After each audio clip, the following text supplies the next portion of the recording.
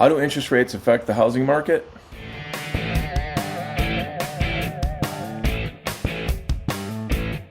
So if you're new to the world of real estate, or you just don't care much for financial jargon, you might be a little confused about what interest rates are and how they affect your future home purchase.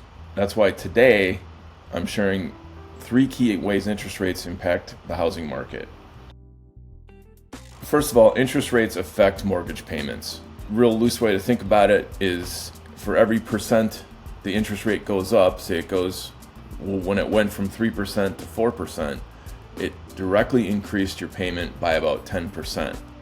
So if you're paying, say you're paying $2,000 a month for a payment, you're now paying $2,200 for the same house at the same price, same amount financed. When you hear about the Federal Reserve raising or lowering interest rates, they're talking about the discount rate. This isn't directly changing mortgage interest rates, but these two numbers are very closely related.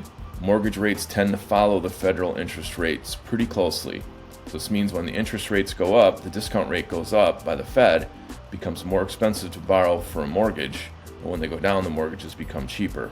Secondly, interest rates affect home prices. Since housing affordability is directly related to the mortgage interest rate, demand tends to be greatly affected by these rates. In theory, this means that if the interest rates rise, demand will fall and housing prices will likely decrease, or at least stop increasing. On the other hand, lower interest rates are associated with rapidly increasing home prices. That's kind of in general, that's been true.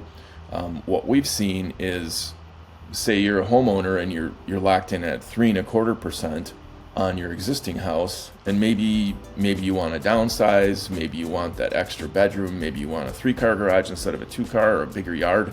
You're certainly going to hesitate to make that move, list your house, and then go buy another house, because you're going to be locked in. I mean, today's interest rate, when I looked, was just under 7%.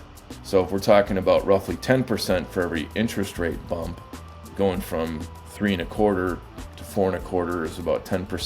4.25 to 5.25 is a little bit more than 10%. So say you're going to be paying like 35% more in payment. It makes it awfully hard for you to list that house. And that's what we're seeing happening in our market. There's a lot of sellers that are hesitant, even though they want to move. So inventory has decreased, and it's increased a little bit over the last few months. And it looks like it might be riding.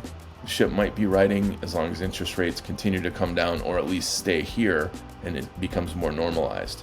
So third, interest rates affect housing activity. And since rates affect home affordability, it affects demand and home prices, and it also affects the amount of activity in the market.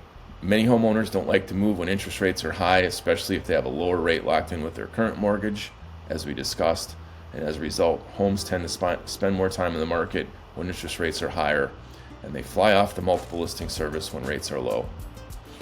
So hopefully that makes sense. Once again, thanks for watching. My name is Sean Krewalt with Keller Williams Realty in Dane County. If you're curious about listing your home this spring, or any questions about interest rates, please give me a call at 608-212-5743. Thanks for watching our video. We'll see you next time.